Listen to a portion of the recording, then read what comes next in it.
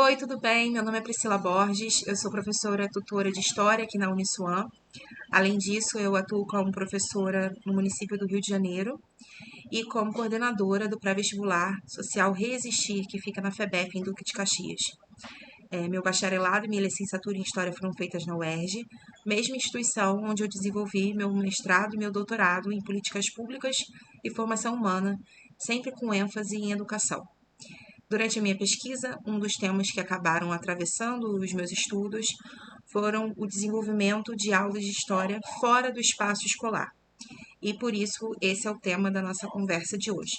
Então, ensino de história para além do espaço escolar. A gente vai começar a nossa conversa a partir de um debate que é super importante, que é a gente compreender a aula como texto, tá? Então, em geral, quando a gente pensa na escrita da história, quando a gente pensa numa história acadêmica, científica, é comum que aconteça uma separação entre o que é uma história acadêmica e o que é uma história escolar. Como se essa produção que vem do chão da escola não tivesse o mesmo peso, o mesmo contorno de ciência que existe quando a gente está falando de uma história produzida pelos acadêmicos dentro da universidade. Se esse professor se colocar de uma maneira disposta a construir a sua aula de uma maneira dialogada junto com seus alunos, o mais provável é que você tenha a construção de um texto, né? Se a gente fizesse uma transcrição dessa aula, único, porque a aula em si ela vai ser sempre o produto desse encontro entre os saberes do professor e os saberes dos discentes, dos alunos, tá? Então, isso traz um novo olhar sobre o que pode ser produzido dentro desse ambiente escolar e quebra um pouco esse paradigma hierarquizado entre os saberes que vêm da academia, da universidade, e os saberes que vêm da escola, né? Onde em geral, as pessoas acreditam que um é superior ao outro. Então, o que as pesquisas vêm apontando é que existe uma relação entre esses saberes e a maneira como eles se constroem e a maneira como as pesquisas vão ser impulsionadas no campo acadêmico. Por que falar de tudo isso é importante? Porque da mesma maneira que essa história vai ter um contorno único, né, e vai ser específica quando a gente trata dela dentro do ambiente escolar, uma aula de história produzida fora do ambiente escolar também vai ter uma narrativa, um discurso único. Então é importante que a gente consiga perceber a aula de história nessa singularidade para entender que os saberes produzidos fora do ambiente escolar também vão ser singulares. Tá? Vou passar aqui mais uma vez para vocês. E aí, quando a gente fala de uma aula fora do ambiente escolar, eu também achei que era importante trazer aqui para vocês essa ideia do objeto gerador. O objeto gerador é um conceito que foi utilizado por um historiador, que é o Francisco Regis Ramos, que trabalha, né, atua no campo da museologia social. E esse é um conceito que vem de uma ideia do Paulo Freire, que é a palavra geradora. O que era a palavra geradora para o Freire? Era você partir de uma palavra que fizesse parte do ambiente, né, do imaginário desses alunos, para que você pudesse desenvolver a sua aula e potencializar esse aprendizado dos alunos que estavam sendo alfabetizados. Quando a gente pensa no objeto gerador, a gente está partindo de um objeto que tenha significado, né, que possa ser um ponto de partida para o trabalho, para a interlocução entre professor e aluno, e construir a nossa aula a partir desse objeto. Então, esse objeto gera essa possibilidade de diálogo entre o professor e aluno.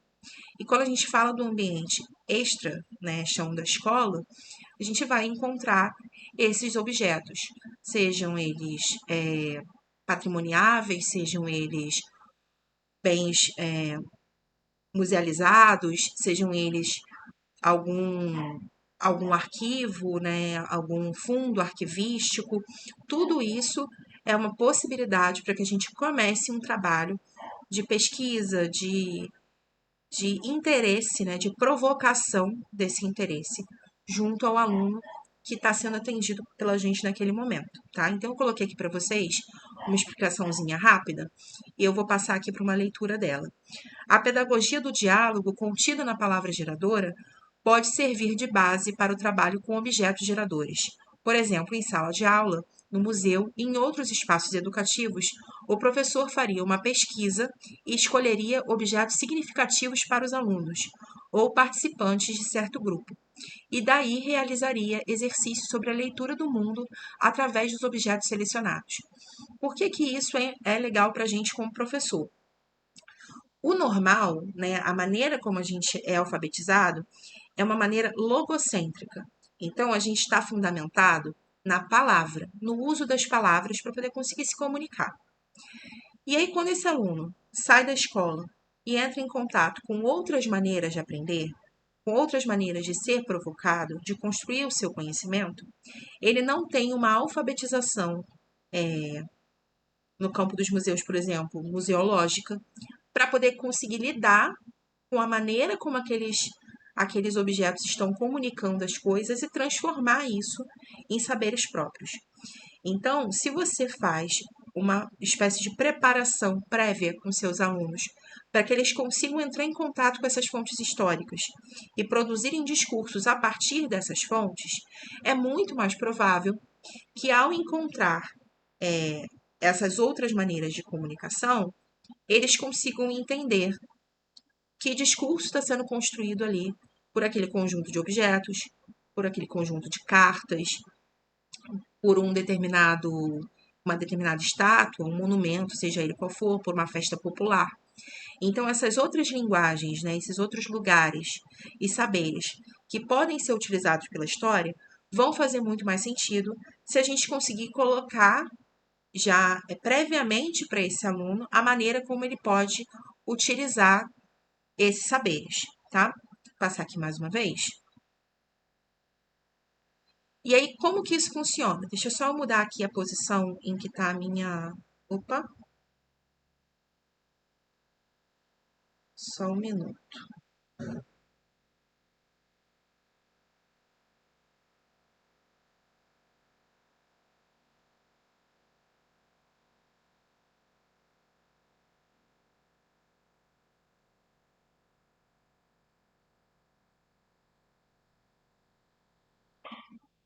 Então, como vão funcionar esses saberes, tá? Eu trouxe aqui para vocês uma imagem que vai abordar o conceito de cultura histórica e como que essa cultura transpassa a gente ao longo da nossa vida, seja no ambiente escolar e acadêmico, seja na nossa vida cotidiana, tá? No contato com a nossa família, com a cultura, com os nossos amigos, tá? Então, como que a história perpassa todos os sujeitos históricos de maneira recorrente, tá? E contínua. Então, a gente tem aqui a cultura histórica, né? Que é datada, né? Que é colocada a partir da presença desse sujeito histórico. E esse sujeito, ele tem uma determinada consciência histórica. Então, é como ele consegue compreender o mundo que o cerca, né? O ambiente onde ele está colocado. Esse sujeito, ele vai desenvolver narrativas históricas que vão ter um impacto sobre as suas ações, sobre a maneira como ele se comporta socialmente, e que vão mostrar, né, como que ele foi construído a partir da identidade sociocultural que ele apresenta ao longo da vida dele. E elas vão ter um impacto direto nas memórias, né, na maneira como ele enxerga, como ele acredita que o mundo funciona, tá? Então, os nossos atos são um produto da história, do momento em que a gente vive, e eles também geram uma memória e uma história que vai impactar não só os nossos próprios atos, mas dos outros seres, né, do resto da sociedade como um todo. Então, isso é um contínuo. A gente está sempre agindo e pensando historicamente a partir do ambiente onde a gente está colocado. Então, eu trouxe aqui para vocês uma citação do Jorn Hussen, que é o autor que vai trabalhar boa parte desses conceitos, tá? Então, a aprendizagem histórica ela pode ser definida como conjunto de operações e formas de lidar com o passado e de produzir sentido, ou seja, é pensar historicamente. Então a gente aprende história, né, a partir dessas relações que a gente tem com o passado, com o presente e com as projeções que a gente faz com o futuro.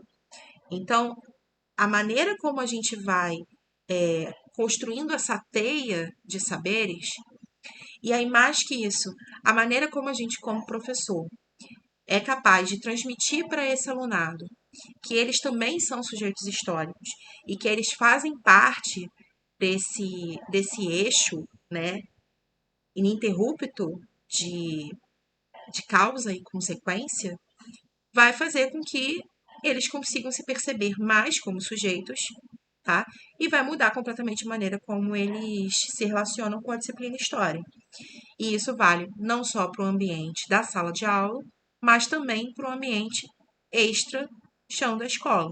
Então, se a gente leva esses alunos para um arquivo histórico, onde eles vão ter contato, não sei, talvez com um conjunto de cartas de um determinado ex-presidente, ou com um fundo arquivístico de fotografias de uma determinada família, eles vão conseguir perceber as similaridades entre essa figura histórica e eles. Eles vão conseguir perceber como que o contexto histórico afetou o curso dessas vidas.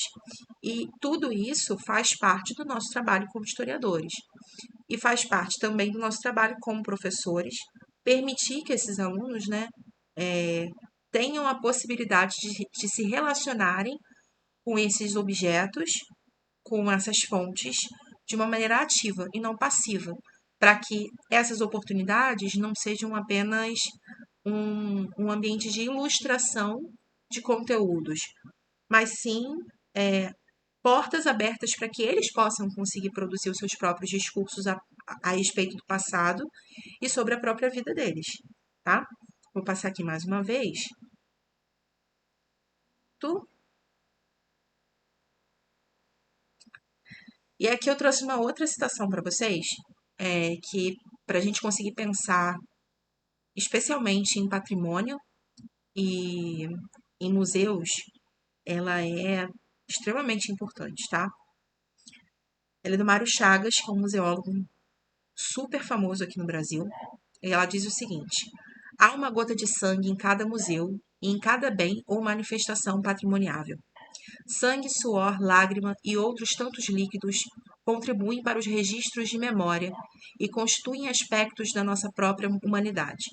Museu, memória e patrimônio configuram campos independentes, ainda que articulados entre si.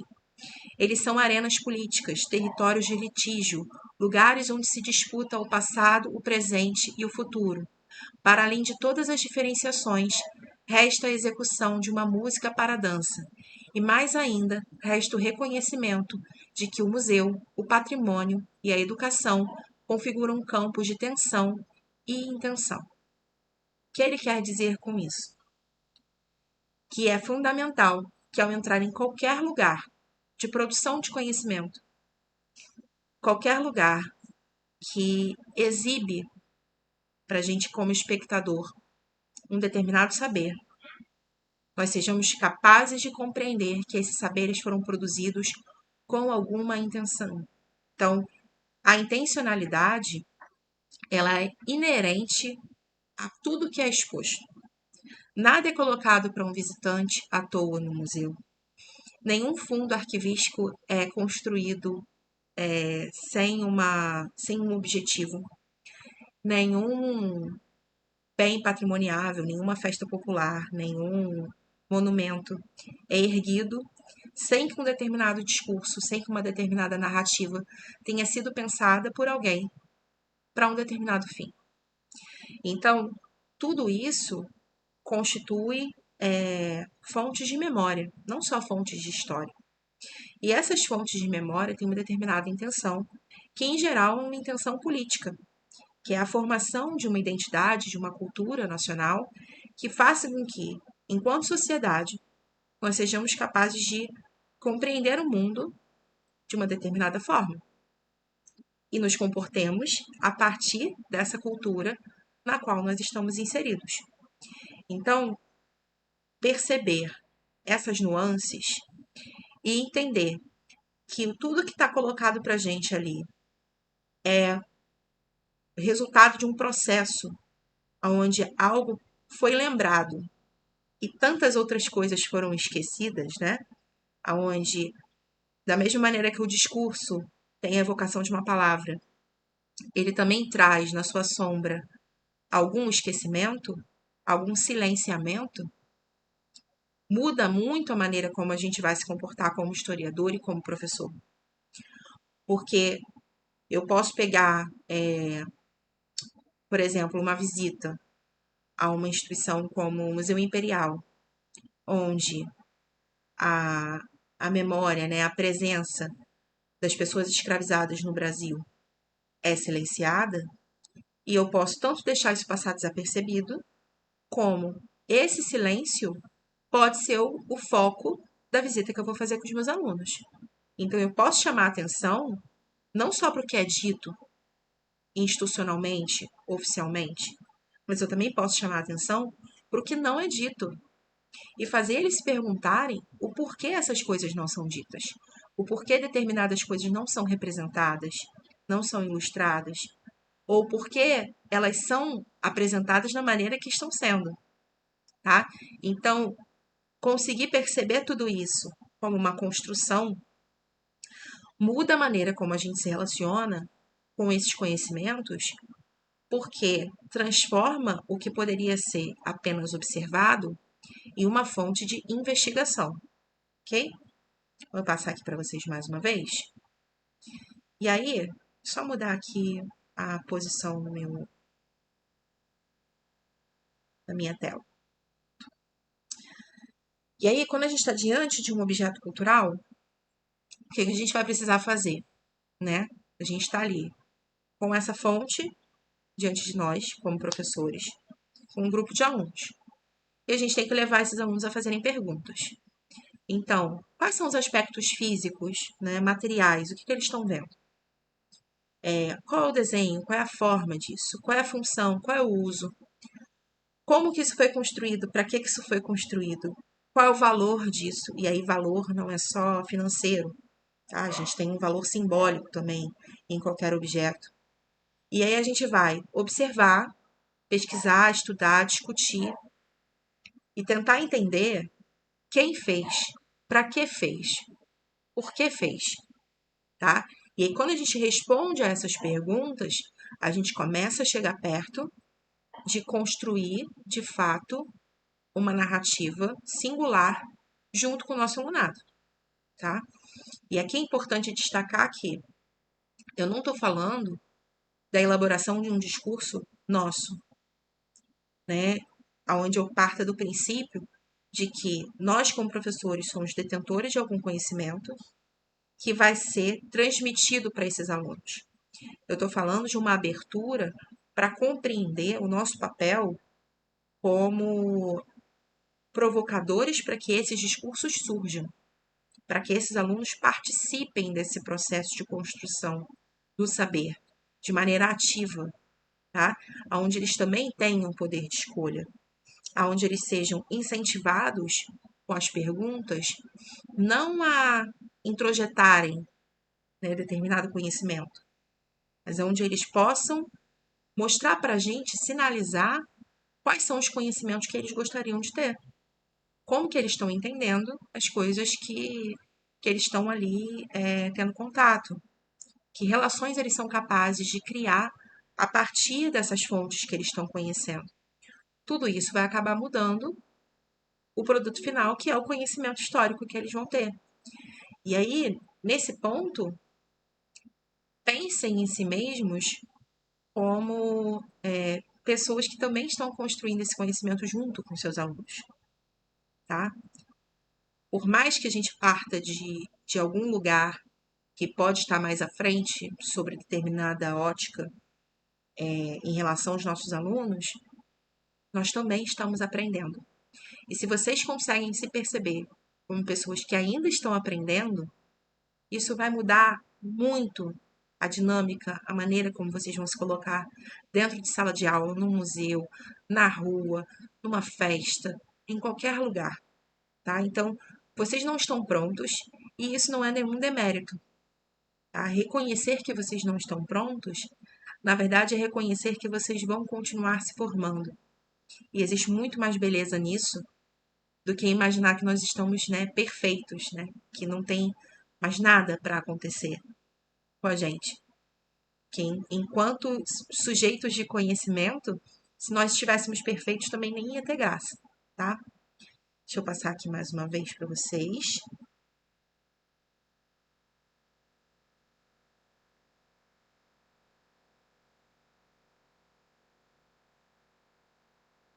Vamos agora, gente, então, para a educação patrimonial, tá? Então, coloquei aqui para vocês um breve resuminho, que é: trata-se de um processo permanente e sistemático de trabalho educacional, centrado no patrimônio cultural como fonte primária de conhecimento e enriquecimento individual e coletivo. Então, educação patrimonial não vai ser apenas sobre um monumento histórico, tá? Existem vários tipos de patrimônio, e eu aconselho vocês a buscarem leituras sobre educação patrimonial. Eu sei que vocês têm uma disciplina que vai falar sobre isso, tá? E aí o que a gente pode pesquisar junto com os nossos alunos são as festas populares, as manifestações culturais que já foram tombadas como, por exemplo, algumas festas de orixás, algumas religiões, tá? Alguns lugares. Então, tudo isso, né, são bens patrimoniáveis que a gente pode utilizar ali para poder desenvolver esse trabalho dentro do campo da educação patrimonial. A partir da experiência do contato direto com as evidências e manifestações da cultura, em todos os seus múltiplos aspectos, sentidos e significados, o trabalho da educação patrimonial busca levar as crianças e adultos a um processo ativo de conhecimento, apropriação e valorização de sua herança cultural, capacitando-os para um melhor usufruto destes bens e propiciando a geração e a produção de novos conhecimentos num processo contínuo de criação cultural. Então, a gente ajuda esses alunos a eles serem capazes de valorizar os bens, né, que eles já possuem, né, porque o patrimônio é de todos nós. Esses patrimônios são patrimônios nacionais, são patrimônios municipais, estaduais, enfim, são dos cidadãos brasileiros. Então, os nossos alunos também têm o direito de usufruir desses bens, tá? E para isso eles precisam entrar em contato com esses bens. Eles precisam entender que eles existem e que eles pertencem a todos nós enquanto sociedade. Porque é muito comum que a gente encontre nos alunos essa lacuna na compreensão de que eles fazem parte da sociedade, de que eles têm uma cidadania e que essa cidadania confere a eles direito também de terem contato com o patrimônio. E como educadores, parte do nosso papel é ajudar esses alunos, em especial os alunos que são mais marginalizados, que são periféricos, a conseguirem o acesso a esses bens que, em geral, eles não teriam, tá? Passando aqui. Se a gente estiver, por exemplo, agora no museu, né? É legal que a gente use práticas que eu chamo de práticas provocativas. O que seriam essas práticas provocativas, tá? O aluno conseguir entender a participação popular no passado, com todas as suas características e contradições, e aí ele vai poder criticar o que aconteceu no passado sem colocar apenas a figura dos grandes heróis, dos grandes eventos. Então, assim, levar um aluno para o museu e fazer ele perceber a presença dessas pessoas que não são os grandes nomes da história, mas que fazem história, que são também parte da história, tá? E fazer eles perceberem por que, que essas instituições não falam tanto assim de outros sujeitos, né? Então, o museu como o Museu Histórico Nacional, né? Se é histórico nacional, fala da história de toda a nação. Não fala só a história das guerras que nós participamos, dos imperadores, dos presidentes, né? Teria que ser um museu que abarcasse a história de diversos sujeitos, das mais variadas formas, né? E vem fazendo isso muito bem, tá? As exposições lá é uma instituição que vem se repensando, vem pensando a maneira como quer se apresentar, né? Como quer construir esses discursos. Mas ainda assim, é natural, não tem como você fazer um discurso que vai abarcar tudo, tá? Então, essas práticas provocativas vão fazer com que você chegue com o seu aluno no museu e levarem ele a se encantar, a perceber o que talvez você não perceba.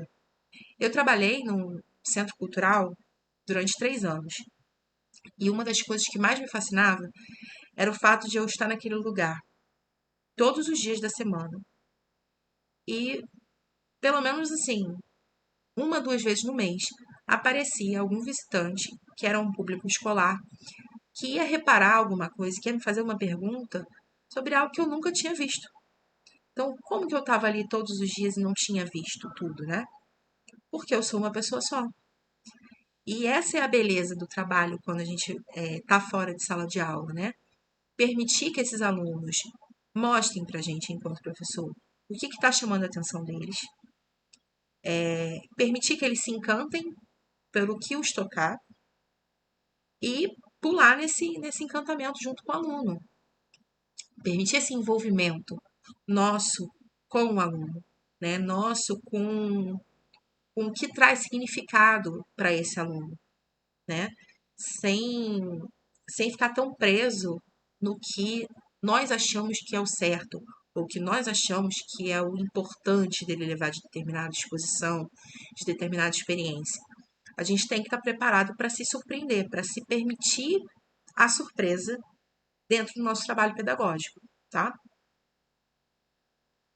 E aí aqui eu trouxe um outro conceito que vai ser trabalhado tanto pelo Francisco Regis Ramos, que eu já falei aqui com vocês, quanto por um outro historiador, que é o Piano da Silva Menezes, tá? E eles vão trabalhar a ideia do museu como um templo ou como um fórum. O museu como um templo é um lugar que a gente vai visitar para observar, para se encantar, para admirar o que a gente está vendo. E para, de certa forma, aprender com o que a gente vê de uma maneira muito passiva, onde a gente recebe esse discurso e torna ele uma verdade. Agora, o museu como um fórum é o lugar do debate, é o lugar onde a gente parte do que está sendo exposto para poder conseguir construir coletivamente esse conhecimento, tá? Então, o museu como fórum, ele vai ser muito mais próximo, né? Tanto de uma abordagem sociomuseológica, que é mais moderna, da maneira como a gente deve se relacionar com os saberes museais, quanto de uma abordagem do ensino de história, que vai estar mais preocupado com a criticidade, né? Com a possibilidade desse aluno poder construir os seus saberes junto com os professores e junto com o ambiente onde ele está inserido. Então, o fórum acaba chamando mais a atenção como um ambiente de elaboração coletiva do que o templo, porque no templo é tudo muito passivo, tá? Quando a gente olha documentos como a LDB, BNCC, o Plano Nacional de Museus, os documentos orientadores do IFAM sobre a relação da gente com os bens que foram patrimoniados, tudo isso nos leva a crer que a educação brasileira, né, como um todo, como conjunto, caminha para essa abordagem que é a do fórum, tá? Que é a do debate, que é a de você ter uma profusão de olhares sobre um determinado objeto, tá? Passando aqui mais uma vez. E aí, o que pode ser uma boa prática para a gente poder ter nos museus? Aqui eu coloquei os museus, mas a gente também pode utilizar uma parte dessas dicas tanto para uma visita a um arquivo quanto para um bem que foi patrimoniado, tá? Então, antes da gente ir até esse espaço, tá? Então, antes da gente tirar esse aluno da escola para levá-lo a um museu, para levá-lo a uma praça pública, para visitar um arquivo, né, seja qual for, a gente vai ter que enfrentar uma burocracia interna da escola, tá? A gente está lidando, na maioria das vezes, com menores de idade, então a gente vai precisar de autorização. Isso muda o cronograma da escola, então a gente tem que ter autorização dos responsáveis, da direção. E é um transtorno, tá? Não tem como falar para vocês que não é um transtorno, porque é. Para quem coordena um ambiente escolar, é um transtorno. Então, o que a gente precisa fazer é ter uma justificativa clara do porquê que esse transtorno vai valer a pena, tá? Então, qual é o fundo pedagógico da minha visita, né? Por que que eu quero fazer essa visita? Qual é o impacto que isso vai trazer para esses alunos? Qual o impacto que isso vai trazer para essa escola, para essa comunidade escolar? Se você tiver um bom plano, é um primeiro passo para que você consiga viabilizar essa visita. Entrar em contato com o museu que eu coloquei aqui, mas pode ser também com o arquivo ou com o patrimônio, se ele tiver alguém que vai te receber, tá? Junto nesse patrimônio. Você entra em contato antes para poder entender qual é a abordagem desse outro espaço em relação ao que você vai encontrar lá. Então, se você for no arquivo do CPDOC, da FGV, você tem que saber quais são os fundos arquivísticos que estão disponíveis, como que eles abordam esses fundos, quais são as possibilidades de contato que os seus alunos vão ter, quanto tempo eles vão poder ficar em contato com esses fundos, para você poder elaborar a sua visita, para você entender o que você vai poder fazer com eles ou não. Além disso, como eu comentei com vocês também antes, né? Fazer atividades antes dessa saída da escola para sensibilizar os alunos em relação ao que eles vão ver. Então, como eles não têm essa alfabetização que não é fundamentada na palavra, criar estratégias para que eles cheguem nesse outro ambiente cientes minimamente do que eles vão encontrar lá, tá? Para diminuir esse estranhamento e ganhar tempo. Escolher um tema para visita. Não dá, gente, para você, sei lá, você vai fazer uma visita ao. Deixa eu pensar, você vai fazer uma visita ao Museu de Arte do Rio. Não dá para você querer ter como tema o Museu de Arte do Rio. Vocês precisam ter uma estratégia clara onde existe um objetivo, tá? Eu vou nessa instituição. Por quê? O que eu quero dessa instituição? Isso gera um recorte. Igual quando a gente está fazendo um TCC, um artigo, a gente precisa recortar. A gente precisa saber o que a gente quer ver. Porque, em geral, a gente vai ter de 1 hora a 1 hora e meia nesse espaço com os nossos alunos. Então, se vocês tentarem ver tudo, vocês não veem nada, né? Como eu falei para vocês aí do Museu Histórico Nacional. Imagina, ele vai abordar desde antes da chegada dos portugueses ao Brasil até o período contemporâneo. Se a gente for levar um aluno para ele ver mais de 500 anos de história, o que ele vai lembrar dessa visita, né? Vai ser impossível dessa visita não ser apenas ilustrativa. Ela vai ficar limitada à ilustração e mesmo assim uma ilustração muito solta, né? Porque ele vai ver um pouco de tudo, porque é impossível da gente conseguir criar um discurso onde tenha esse diálogo, né? Tenha esse debate com o que está sendo visto. Não dá tempo, tá? E que eu estou falando de tempo relógio mesmo, é impossível. Então façam um recorte do tema de vocês, tá?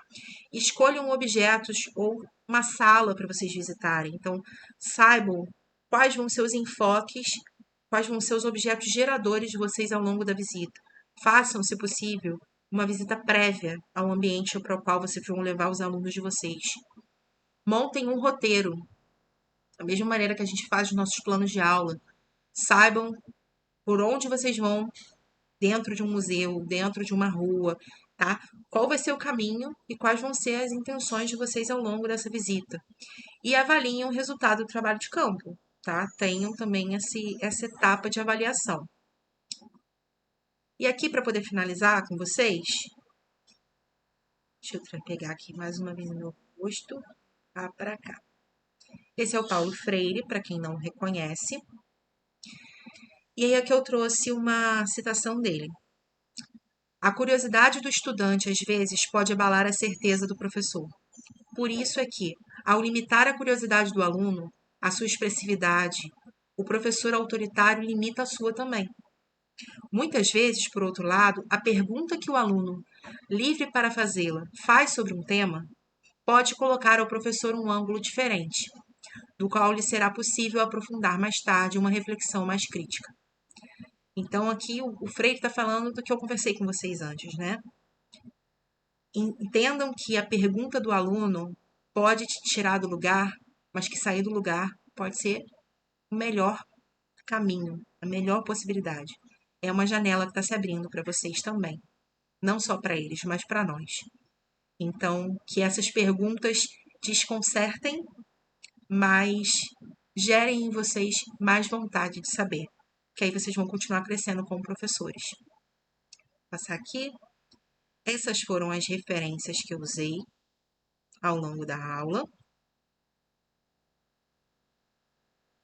Se vocês quiserem printar. Eu estou disponível por que vocês precisarem, tá certo? Podem me procurar dentro da instituição. Foi um prazer estar com vocês ao longo desses minutos. Qualquer coisa, me procurem, me busquem. E eu espero que tenha sido útil, tá? Que a gente tenha conseguido crescer um pouquinho junto aqui hoje.